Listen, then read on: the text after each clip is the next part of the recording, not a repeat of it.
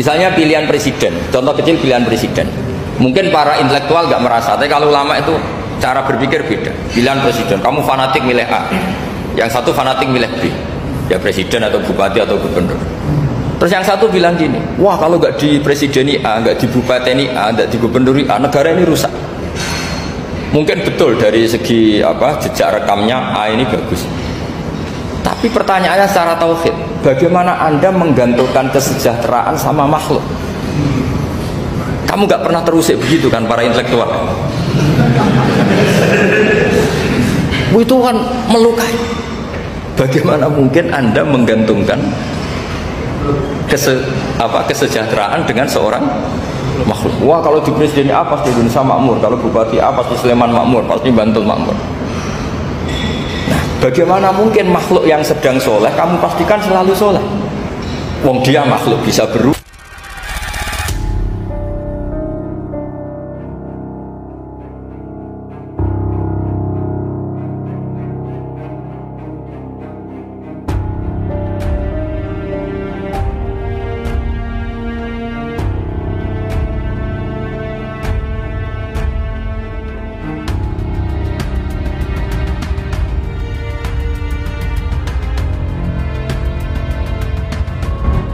Kami ajak.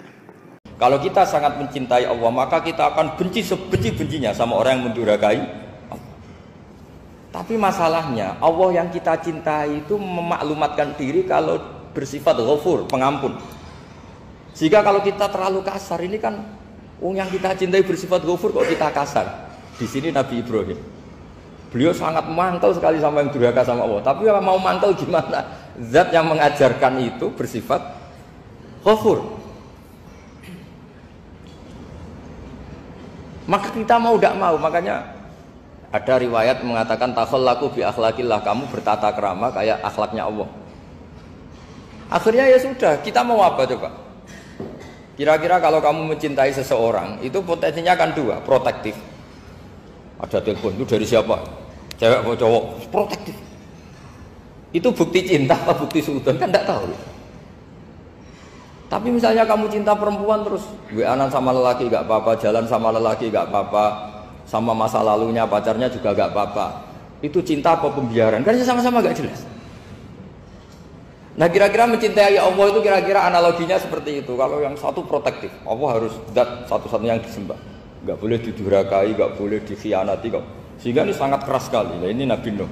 Di sini ada Nabi Ibrahim, karena orang yang zat yang kita cintai bersifat Ghafur. Jika kalau kita terlalu tegas beda dengan sifatnya Allah yang bersifat Ghafur.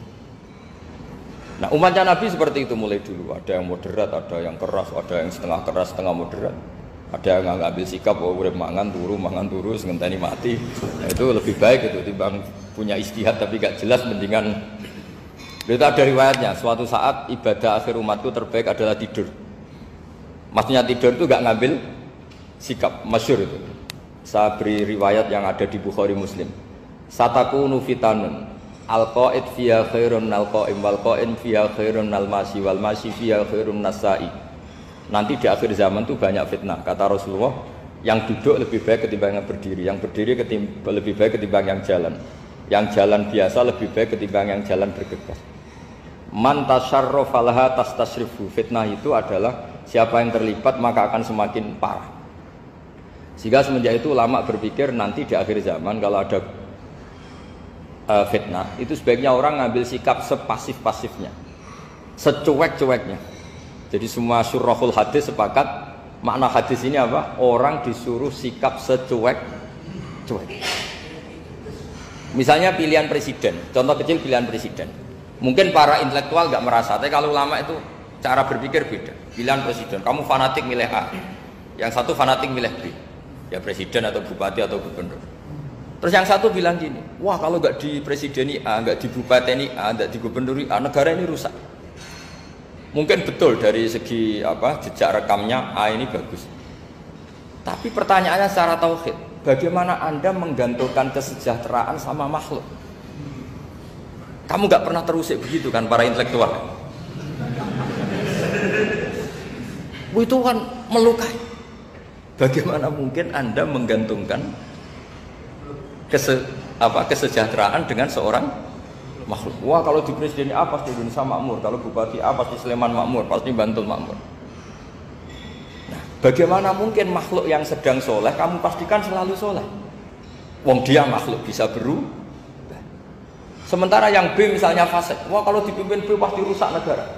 Bagaimana kamu pastikan B yang fasik selalu fasik? Dia saja dia husnul khotimah. Yang fasik pas mimpin jadi soleh, yang soleh pas mimpin jadi fasik. Akhirnya ulama karena tahu sifat manusia itu rubah-rubah dan kendali di tangan Allah, sikapnya nggak jelas. Saya ini termasuk orang yang terkenal nggak jelas. Karena kalau ditanya, Gus sampean pilih presiden mana, bakti mana? Sanut pangeran sing dadi aku loyal. Wah, anut pangeran yo kacau. Wah, luwih kacau menan anut pangeran kata saya. Ini kan sudah tidak sambung karena pikirannya ulama. Memang nggak beda, cara berpikir ulama itu beda. Nah, tapi kalau sampean tanya, tapi Gus nak tuku barang pokok kan kita mati karena kehabisan stok. Itu masalah tauhid Anda. Bagaimana mungkin kamu bayangkan seorang makhluk tidak bisa hidup atau nggak dapat rezeki? Nabi itu orang yang sampai ke derajat hakikat, dari tidak pernah bayangkan gitu. Saleh sampean jadi orang yang tauhidnya masalah. Sehingga terus bayangkan, wah kalau negara ini chaos, wah kita makan apa? Kalau negara nggak stabil, wah kita gimana? Itu tidak bisa seperti itu. Dulu ketika kita dijajah Belanda, itu kiai-kiai kita, Mbah Hasyim Asy'ari, Mbah Ahmad Dahlan, mondoknya di Mekah. Sampai alim alama, dua beliau, Mbah Hasyim sama Mbah Ahmad Dahlan itu ngajinya sama-sama Syekh Khotib Minangkabau. Cuma Mbah Hasyim lebih menekuni ke Syekh Mahfud Termas, yang satu menekuni Syekh Khotib Minangkabau. Jadi dua beliau itu ngaji di guru yang sama. Mbah saya, buyut saya itu ya sudah mondok Mekah. Itu zaman dijajah Belanda. Sekarang kita agak dijajah, nggak mondok di sana. Buyut saya itu zaman itu sudah haji. Buyut kelima saya. Itu dulu kalau ingin cari tempat yang teduh, itu masuk ke gua. Itu masuk gua itu hanya kepalanya saja. Kakinya masih di luar. Karena gua di Arab tidak seperti gua di sini. Kalau gua di sini kan orang bisa masuk semua. Kalau gua Arab kan hanya celah-celah batu-batu besar. Sehingga ketika Rasulullah hijrah ke Madinah, singgah di Gua Sur, kata Abu Bakar gimana? Andai kan yang ada orang kafir di depan gua, kata Abu Bakar gimana? Andai kan mereka melihat kakinya, pasti melihat kita.